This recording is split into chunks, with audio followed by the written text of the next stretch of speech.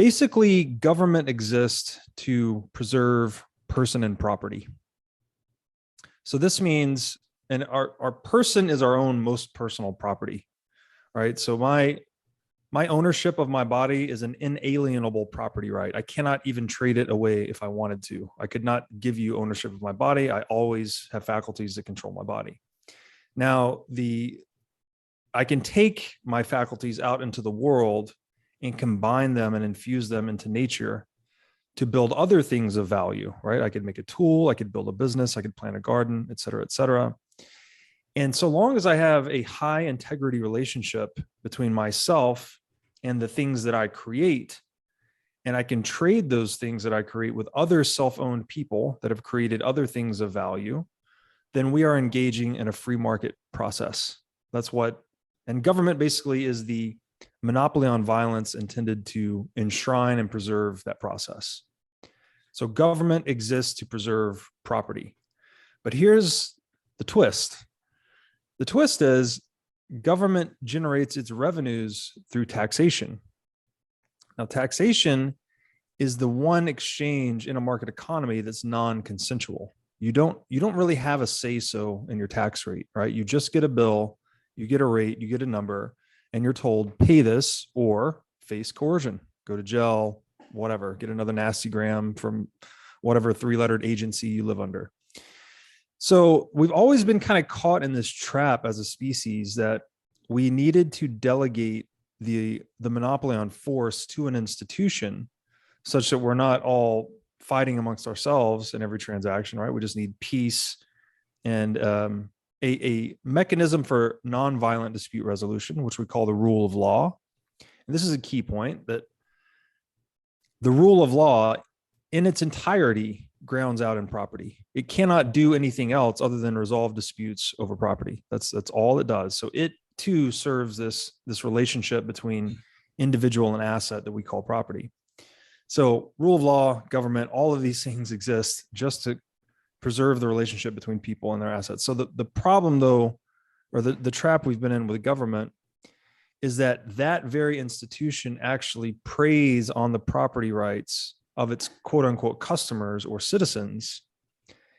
And the governments, or I should say this, the market economies that have been most successful historically have been those in which governments have intervened least.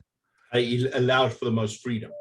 Yes, allowed for the most freedom. So let's just back it up quickly, just to go right back, because there's still a point I want to make, and we want to get back to this essentially in the conversation. And I'm going to answer your question about gunpowder. Okay, good. Go ahead. Oh no, yeah. Well, that was the question. No, I wanted to bring it back there quickly now. Okay. As to, so that there was a system which was, I'm going to suggest was the feudal system, right? Ultimately, the gunpowder, the feudal system sustained some order, some form of order that you're talking about here, whereby there was a symbiotic relationship, but say between the serfs or those that lived within the domain of the nobleman, the knight, whoever it might, and then higher levels at the king, and then somehow gunpowder did something. Gunpowder enabled something. Yes. Okay. So we've got the background on property, the purpose of government, et cetera. Hopefully we've gotten some idea of this kind of trap we've been in, where it's like we need a monopolist. I don't want to say we used a monopolist on violence to prevent violence within a community such that that community could have property rights and engage in trade and produce wealth. But the trap would always been... Hold on, let me back it up for my own clarity. So when you said the monopoly on violence here, if we go right back to a hunter-gatherer society, way before people actually got together. So the power of violence was in the head of the family or whoever it might be, or in the combined family unit to be able to protect its own self. And therefore, who's ever had greater capacity for violence would dominate the area from an economic perspective. If you're hunter-gathering over here, or you're foraging in this area over here, my area of foraging is kind of being worn out and I can somehow beat you up or chase you away, I can take over your area of foraging.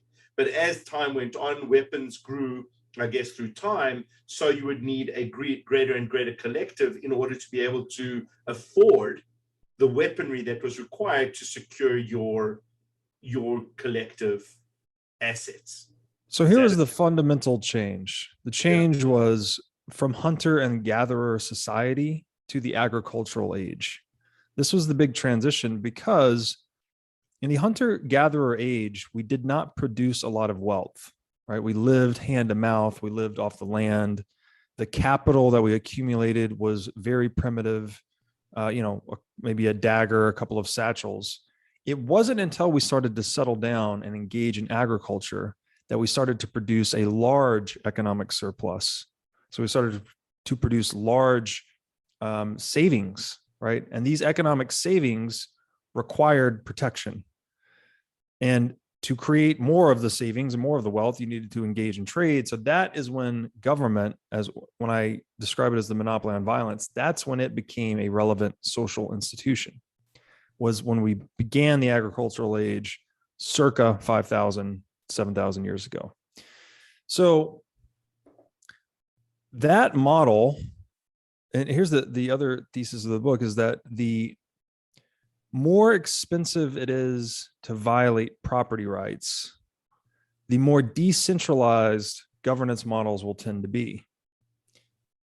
Said another way, the more profitable violence or coercion is, the larger and more centralized our institutions will tend to be, because you can project power across space, and it's a profitable business model effectively. So to answer the question about gunpowder, I'm going to back it up one step and answer first why the knight became the dominant martial force in the land. And this is, you're correct when you said this was during the feudal ages. The knight on horseback, first of all, the knight could not be the knight on horseback until the invention of the stirrup. The stirrup is what enabled a heavily armed knight to mount a horse and then gain the mobility such that he could marshal the land, right? He could organize the peasants and project force across space and time. One knight could basically take out any number of peasants. One knight could handle 50 or 100 peasants, no problem. So for a long time, we had this code of chivalry, the whole thing about knighthood. You've probably watched some movie at least, or maybe a cartoon about, King Arthur and the Knights of the Round Table and Sir Lancelot. All of this mythology basically came up around this technological reality of the knight on horseback being the dominant martial force in the world. But all of that changed in the blink of an eye, in an instant. And that was with the invention of gunpowder. And with the simple invention of gunpowder, you had moved the world from a place where the knight on horseback was the king of the show. Sorry, are you getting latency? No, I'm good. This is great. Are you getting latency? Can you hear me?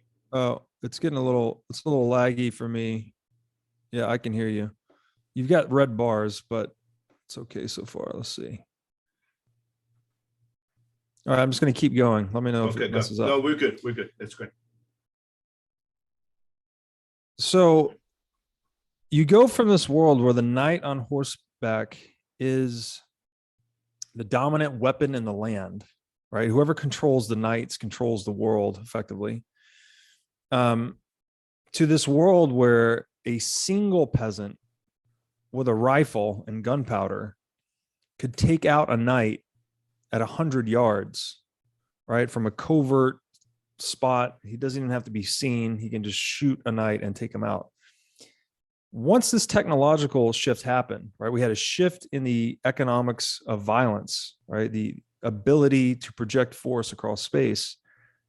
This collapsed the knighthood. The knighthood was no longer relevant as a martial force. Along with it, the moral code of chivalry and all of this mythology, like it all just kind of fell. Like it became ancient mythology. What do they say? Like today's religion is tomorrow's mythology, right? This was the dominant kind of religious institution in the land. There was the medieval church, which is still based on Christianity, but they're obviously engaging in things that are non-Christian, like the knighthood. And when that happened, all of a sudden we moved into this new era, right? This new era of, it was the beginning of industrial warfare. It was very, very early on. This is like the 1500s. Also, the printing press emerged. You'd have to check my year on gunpowder. It may have been in the 1200s actually, but it led to this run up of mechanized industrial warfare we have today. And again, because the tools were so good at projecting force across distance, that it led to a more and more centralized state.